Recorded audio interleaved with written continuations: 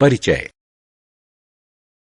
Hello बच्चों, आइए एक ऐसे विषय पर बातचीत करते हैं जो हमारे दैनिक जीवन से जुड़ा है। आपकी माँ आपके लिए पोहा बनाती हैं और उसमें हरी मिर्च डालती हैं, लेकिन आपको हरी मिर्च बिल्कुल पसंद नहीं, तो आप क्या करेंगे? जाहिर है आप पोहा को अपने मुंह में रखने से पहले मिर्च का हरा टुकड़ा उसमें से निकालकर अलग रख देंगे। जब आपकी माँ परिवार के लिए खाना पकाती हैं, तो वे भी ऐसा ही करती हैं। आपने देखा होगा कि वो पकाने से पहले चावल, गेहूं और दालों में से कंकड़, पत्थर और दूसरी अनचाही चीजें अलग करती रहती हैं। कुछ अशुद्धियों और अनचाही चीजों को हाथ से उठाकर निकाला जा सकता है, लेकिन हमेशा ऐसा नहीं किया जा सकता। बहुत से मिश्रणों में चीजों को आसानी से अलग नहीं किया जा सकता। ऐसे मामलों में इन्हें अलग करने की कुछ दूसरी तकनीकों का इस्तेमाल किया जाता है। हम इस पाठ में चीजों को अलग अलग करने की अलग अलग विधियों पर चर्चा करेंगे। उद्देश्य। इस पाठ के अंत में आप निम्न करने में सक्षम हो जाएंगे: एक मिश्रण में से विभिन्न चीजों को अलग करने से जुड़े कारणों पर विचार विमर्श करना, किसी मिश्रण की अलग अलग चीजों को अलग करने की विभिन्न विधियों की सूची बनाना, उदाहरणों की मदद से चीजों को हाथ से चुनने, मथने, गहाने, फटकने और छानने की तरकीबों को बताना, किसी मिश्रण की चीजों को अलग अलग करने की जरूरत। हम अपने दैनिक जीवन में जिन चीजों का प्रयोग करते हैं, उनमें से अधिकतर मिश्रण की शक्ल में होती हैं, लेकिन मिश्रण में मौजूद हर चीज उपयोगी नहीं होती। उदाहरण के लिए, खाने की कुछ चीजों में ऐसी चीजें भी हो सकती हैं जो आपको पसंद नहीं आती हैं। हम इन्हें इसलिए हटा देते हैं ताकि खाने की चीजें हमें अच्छी लगें। तो इन्हें अलग करने का एक कारण है उन चीजों को हटा देना जो हमें अच्छी नहीं लगती। इसी तरह हमें चावल, गेहूं और दालों वगैरह में कंकड़, पत्थर और सुरसुरी जैसी चीजें मिलती हैं। हम खाने की इन चीजों में से हमारे शरीर के लिए नुकसानदायक चीजों को पकाने से पहले निकाल देते हैं। तो दूसरा कारण हुआ नुकसान पहुंचाने वाली चीजों को निकाल देना। जब हम दूध या दही को मथते हैं, तो हमें दो बेहद उपयोगी चीजें प्राप्त होती हैं: मक्खन और मट्ठा। तो किसी मिश्रण में मौजूद चीजों को अलग अलग करने का तीसरा कारण है शुद्ध और उपयोगी चीजों को प्राप्त करना। चीजों को अलग करने के तरीके। आपको चीजों को अलग अलग करने के तरीकों के बारे में जरूर कुछ न कुछ पता होगा। आपने अपने दैनिक जीवन में इनमें से कुछ तरीकों को प्रयोग किया होगा। आपने अपने दैनिक जीवन में इनमें से कुछ तरीकों का प्रयोग किया होगा। आइए किसी मिश्रण में मौजूद चीजों को अलग अलग करने के लिए जिन तरीकों का इस्तेमाल होता है, उनमें से कुछ की सूची बनाएं। हाथ से चुनना, मथना, गहाना, फटकना, छानना। अलग अलग करने का क्या तरीका चुना जाए, ये उस चीज के भौतिक गुण धर्मों पर निर्भर करता है। आत्म मूल्यांकन। अलग अलग तस्वीरों का मिलान उन्हें अलग करने की सही प्रक्रिया के साथ करें।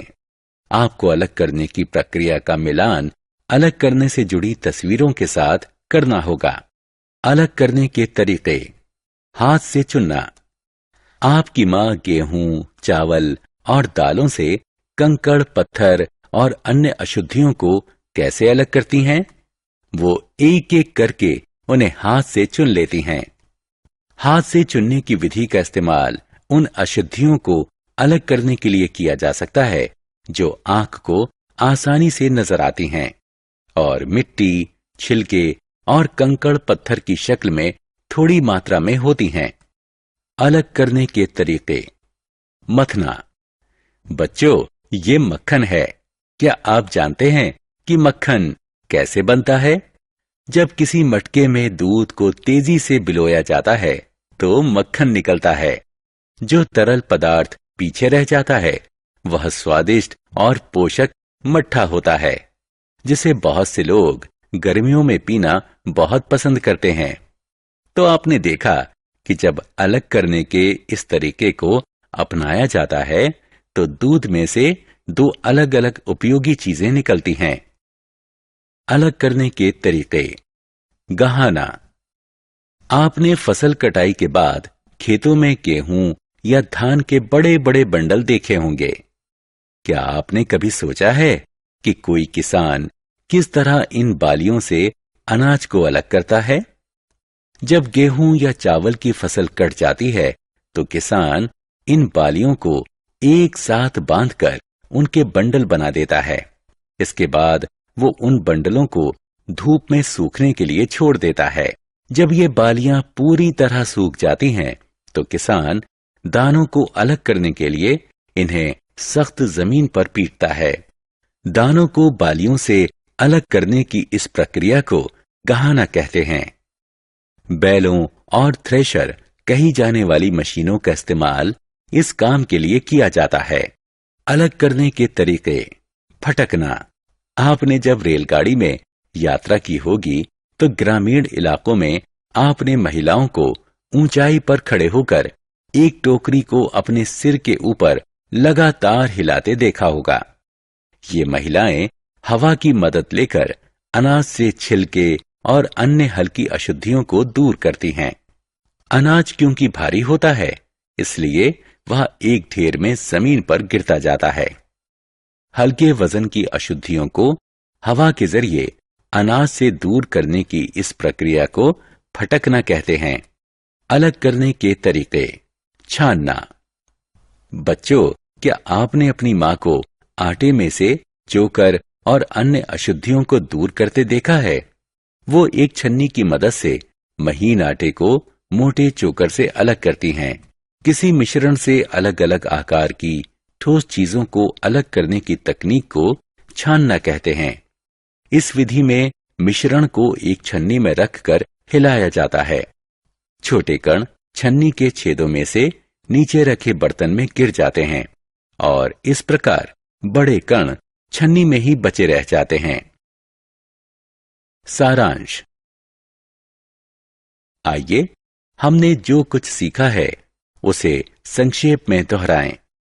किसी मिश्रण के अलग अलग तत्वों को इसलिए अलग अलग किया जाता है ताकि ऐसी चीजों को अलग किया जा सके जिनकी जरूरत नहीं है और जो नुकसानदेह हैं, और उपयोगी चीजें प्राप्त की जा सकें।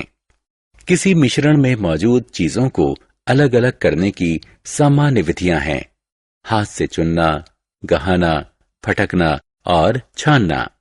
हाथ से चुनना वो तरीका है जिसमें आंख को नजर आने वाली अशुद्ध चीजों को अलग किया जाता है और ये चीजें थोड़ी मात्रा में होती हैं।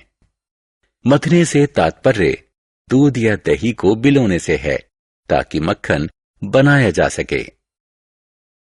गहाने से तात्पर्य अनाज को बालियों से अलग करने से है। फटकने से तात्पर्य छिलके को अनाज से अलग करने से है। इस प्रक्रिया में हवा को मिश्रण में से गुजारा जाता है। छानने से तात्पर्य एक छलनी का इस्तेमाल करने की तकनीक से है ताकि अलग अलग आकार के ठोस कणों को अलग किया जा सके।